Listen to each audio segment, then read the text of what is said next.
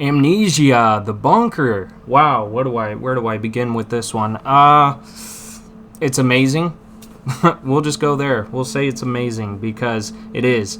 The theme of this month has play a horror game that I've never played before, and most of the games that I've played so far this month, I was a little bit disappointed because I would look online for the scariest games that, I've never played, and there's a lot of hype, I guess, online. My expectations weren't quite met. With Amnesia, the bunker, I kind of went in with low expectations because I didn't want to be disappointed, and my expectations with this game were exceeded immensely. I was very blown away by how good this game is. In fact, I would say this is one of the best games that I have played in a very long time. It's got an amazing story. The atmosphere is really, really creepy. Just everything about this game is so good, and I'm going to explain why. But first, I want to point out that I don't have a whole lot of experience with this series. The Amnesia series, I believe there's 4 games. I played the first one, which was The Dark Descent, and I thought it was alright. It was creepy atmosphere, but the gameplay was kind of boring, honestly. It felt more like a simulator of you just walking around and experiencing someone who,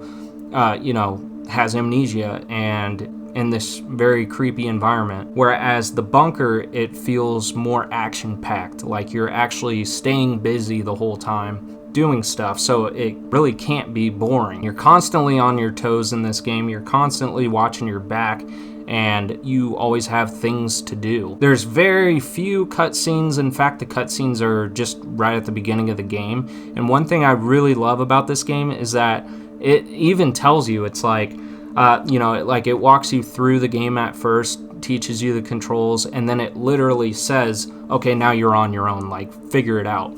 And something about that alone is really creepy, just that there's no hand-holding whatsoever. You go through the tutorial, and then after that, you're just on your own, left to your own devices. Okay, so the story, it takes place during World War I, 1916, I believe in France, and you're this soldier who is trapped in a bunker. You go into a bunker, it collapses, you wake up one day, and everybody's gone. And there's one person that's in there, but he's severely injured, and he basically tells you that the only way to get out is to find the dynamite and blow it up. Basically blow the entrance up so that way you can escape the bunker. But there's a monster that's living in the bunker. It's crawling through the walls and stuff. You can hear it moving around, and it's really, really creepy.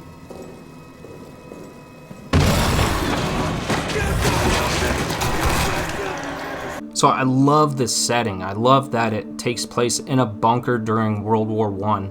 I've always wanted a horror game that's based around war. I've always thought that was kind of a cool concept. What's even creepier is the fact that there's a whole war going on outside, but you are experiencing your own war inside of this bunker that has absolutely nothing to do with the war going on outside. So I really love that concept. I love the setting. I love the idea of this, the story, everything. Another thing that I really like about this game is the fact that the controls are pretty realistic. Even something so much as reloading your gun is sort of a task. At first I didn't know if I would like the controls. It takes a minute to get used to, but once you're used to it, the controls are actually pretty good. So when you reload your gun, for example, you have to actually take your gun out and look at it, empty the chamber, and manually put a bullet in one at a time.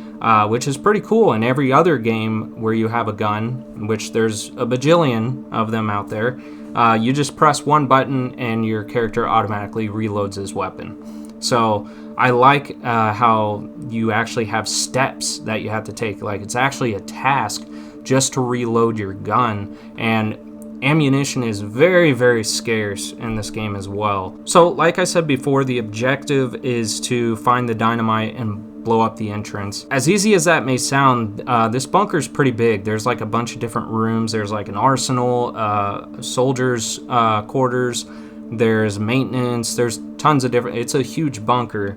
And it's one of those games where it's okay, in order for me to get the dynamite, I need the code to get into a room. Well, in order to get that code, I have to do this. And in order to do this, I have to do this. And in order to do this, I have to do this. So it's just like a chain reaction of a bunch of steps.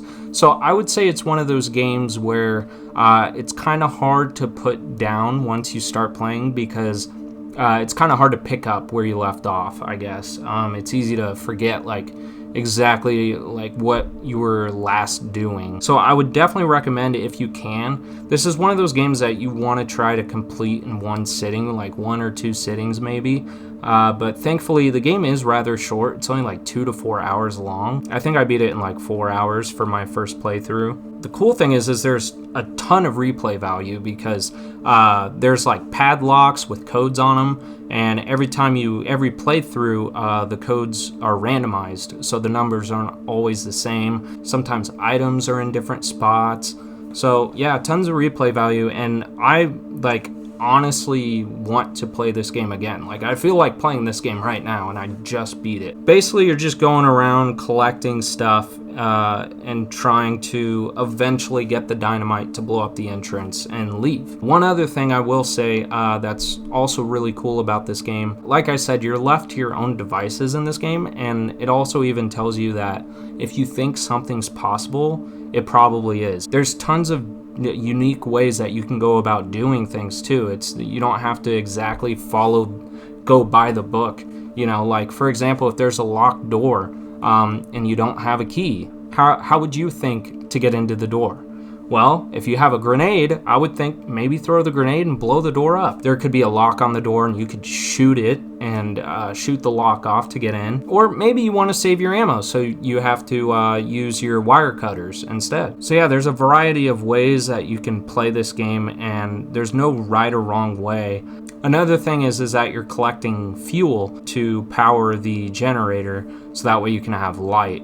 And there's tons of fuel, gas cans laying around throughout the game that you have to collect and put in there. Yeah, I don't really know what else to say other than it's a great game, and I recommend playing it. Amnesia: The Bunker, this might be one of my new favorite horror games. Yeah, go check it out.